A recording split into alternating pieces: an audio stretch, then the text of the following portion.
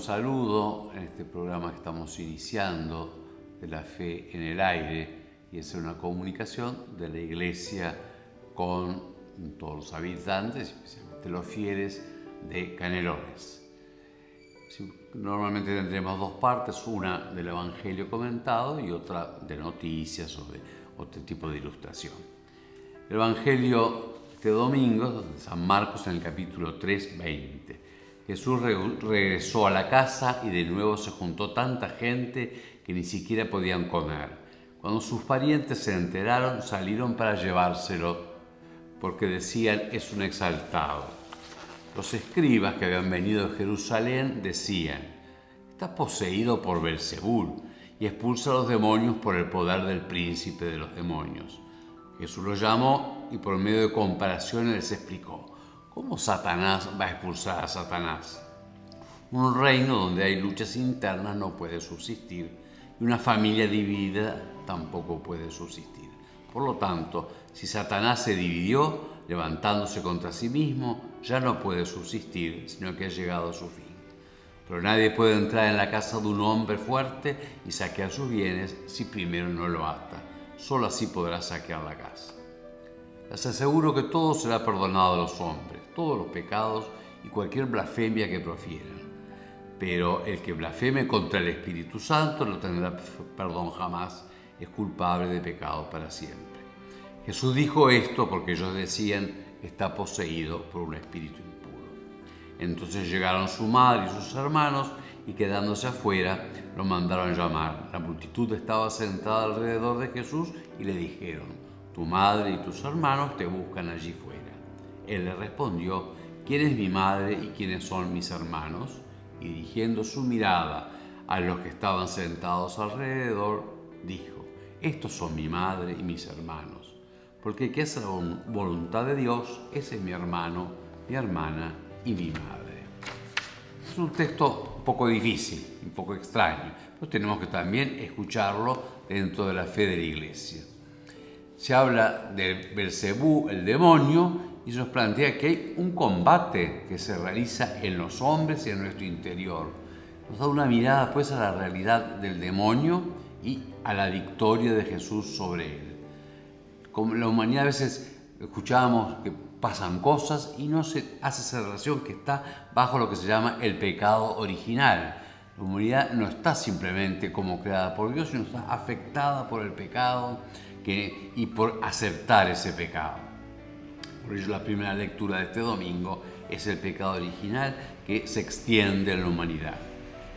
Jesús hace las obras de Dios, sana y cura, perdona los pecados, convierte los corazones hacia el Padre en humildad, obediencia, en la fe, lo que culmina en su muerte voluntaria en la cruz y en su resurrección gloriosa. Él se muestra como el Mesías, como triunfador a través de su pasión, como enviado del Padre, como Dios que vence con la fuerza del Espíritu Santo. Es el comienzo de su vida pública. Después de ser bautizado, Jesús es tentado por el demonio y vence, lo domina, y así nos libera a nosotros. Ante el ser humano que tiene que usar su libertad, tiene que sobre todo elegir: me dejo rescatar por Jesús, liberar por Él de las ataduras, o no quiero abrirme a Él. La conversión y creer en el Evangelio es de forma de dejar que Cristo reine en nosotros por la obediencia de la fe, por el poder de su oración y los sacramentos en la Iglesia, por la participación en el reinado de Jesús. O ponernos del lado del demonio, condenar a Jesús, temer a la Iglesia. Todo eso que hace son cuentos, no es verdad, es un engaño. Jesús pone ese dilema: o es obra del demonio, o es Él el que libra del demonio y nos salva y nos lleva a reconocer que Dios quiere y puede reinar. Por eso la gran blasfemia es ante los hechos de Jesús, ante su salvación, ante su pasión, ante sus sacramentos, decir: no, esto no sirve, esto es falso, y cerrarse a Él. También tenemos que preguntarnos entonces: ¿de qué lado estoy? ¿Condeno a Cristo y a su Iglesia? Lo que hace son obras del mal, son engaños, tiene otros fines. no es la acción de Dios que salva, uno. O acepto a Jesús como un exagerado, como su pariente, querían llevárselo, para un poco salir del problema. Parece que hace esas cosas, saquémoslo de lado. O creo que Él es el Salvador del mundo, mi Salvador, y me pongo en sus manos para que obre por el Espíritu Santo, para que reine en mi mente, en mi corazón, en mis actos, para que me dé el Espíritu Santo, para que me perdone y cambie mi vida según la voluntad del Padre. Ese dejar que Cristo me salve, reine en mí, ordene mi vida según Dios, solo es posible aceptando el Evangelio de boca de la Iglesia, dejando que Cristo obre en mí por los sacramentos de la Iglesia y ayudado por el Espíritu Santo, cambiar mi vida según los mandamientos de la ley de Dios.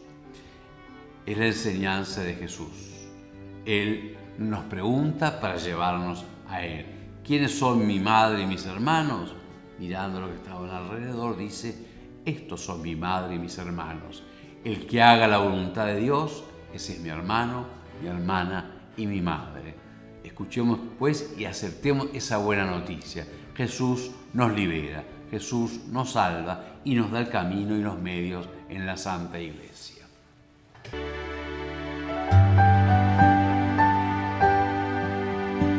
En este momento quiero invitarlos a pensar en San Antonio de Padua.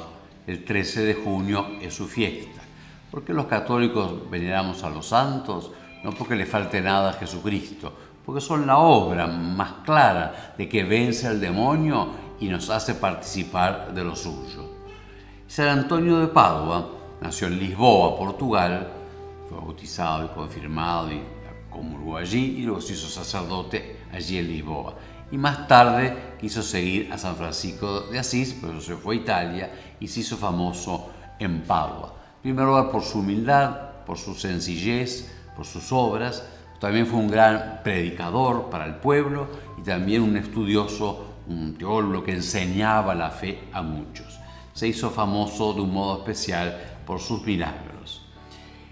Nos dice San Antonio de Padua, tenemos que creer firmemente y confesar, porque sin la fe no se entra en el reino de Dios. Esta es la vida del alma.